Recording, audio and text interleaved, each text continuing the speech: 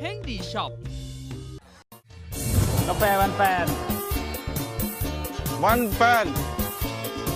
กาแฟวันแฟน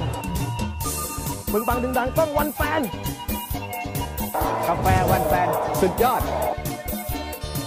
กาแฟวันแฟนสุดยอดจริงๆกาแฟวันแฟนสุดยอดดีจริงๆก่อนแฟนฉันอารมณ์ดีคักเด้เนาะจังได้ล้ำวันดังครับบ้านเยื่องเสียกะล้มดีคักเติบอยู่ล่ะเนาะแต่ว่าหม่องลงก่อนน่ะคิดได้จังใดสันเดเอากะตับลงคือยางลงเฮียนนี่ล่ะเนาะยางลงสามห้างนั่นแล้วผมว่าเอาเสียบการน้ำห้อนเห็นยังเอาได้เวลาแล้วเด้ไม่ยังสิการน้ำใกล้ติสติเอาสิดิ้งกาแฟด้วยกาเฮ้ยดังแปลกๆแต่ยังมาเสริมโลภาษาประกอบประกิจน้ำผมไหลต่อเฮือกดื่มกะดื่มรถเถาะอย่ามาดิ่งคือหลายกับคนมันทันใหม่เว้ล่ะเอากาแฟยังเอาเบิ่งซองมาคุณแท้กาแฟวันแฟนพุ่นละไว้เนาะโอ้จำได้แล้วบ่ได้เอาเคยเห็นยุติก้าโอ้สมพอเจ้าอารมณ์ดีแล้ววันนี้เบิ่งออกยุติก้าเบิ่งออกแล้วเนาะไผกินกาแฟวันแฟนนี่ผมสังเกตเบิ่งสุคนด้วยเอาเบิ่งแล้วเป็นไดแน่ล่ะก้าห้วยผมก็ว่าสีสันเกี้ยงผิวพรรณทรงนุ่มคึกคักพร้อมแข็งแรงขึ้นลื่นเกินพร้อมพุ่นแล้วเอาโอ้ยก็มากกว่าหันพุ่นแล้วเอาน่ะเจ้าเป็นไดแน่เอาไว้ว่าแม่น18อีกครั้งพุ่นละเนาะคือว่าสั่นเอาก็เอาพึ่งดื่มกาแฟวันแฟนนี่กล้องแรกก็เป็นกระชุ่มกระสวยเป็นกระปี้กระเป้าผิวหนังแห้งข้อมือเป็นเหี่ยวห้อยกินกาว่าแม่นห้อยตีนแห้งเต็มอ้อมขอบตาอาการนั่นก็หายไปความสดใสเข้ามาแทนที่สั่นละกา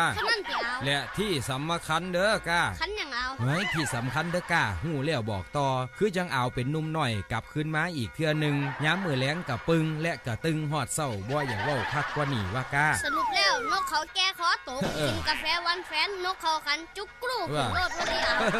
ถูกต้องสมพอเพิ่นล้ำวันแล้วว่าได้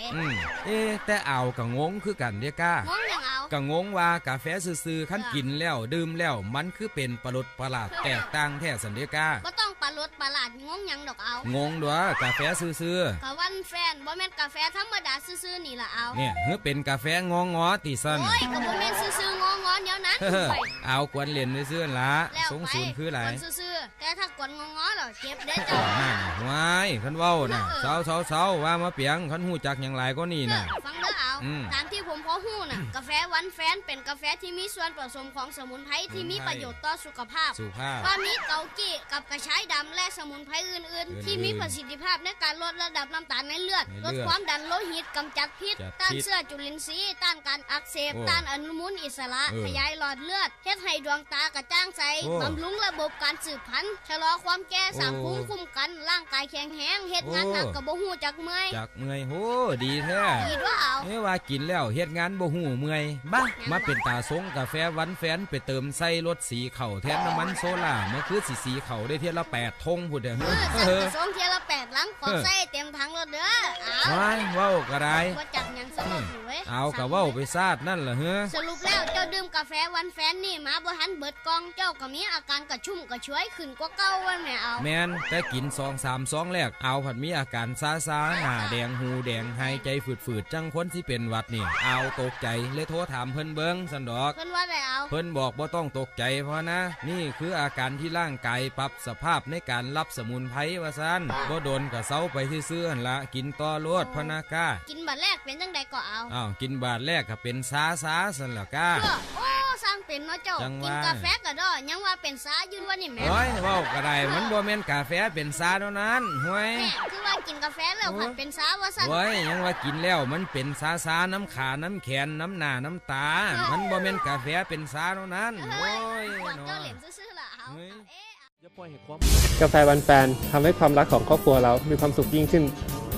อย่าลืมมีไว้ติดบ้านนะหักของคู่ครองมีอุปสรรคอย่าปล่อยให้ความเป็นซ้ายที่บกพร่องเฮ็ดให้ชีวิตหมดความหมายด้วยกาแฟวันแฟนที่ผสมด้วยสมุนไพรบำรุงห่างกายเสริมสมรรถภาพทางซ้ายให้เป็นซ้ายได้ตลอดเวลาเมียเป็นผู้ซื้อให้ผัวกินชีวิตจะมีรสชาติหลายขึ้นกาแฟวันแฟนผสมด้วยเกากี้แอสปาร์แตมเฮ็ดให้สมรรถภาพแข็งแรงเต็มที่เฮ็ดกิจกรรมได้โดนหลายขึ้นเฮ็ดให้ปรับสภาพฮอร์โมนเพิ่มขึ้นเฮ็ดให้โลหิตหมุนเวียนอย่างสม่ำเสมอพลาดบ่ได้สนใจสั่งซื้อหรือโทรปรึกษากับทีมงานได้ที่หมายเลขโทรศัพท์020 9727 2999ฟังอีกทีหนึ่ง020 9727 2999 เฮงดีช็อป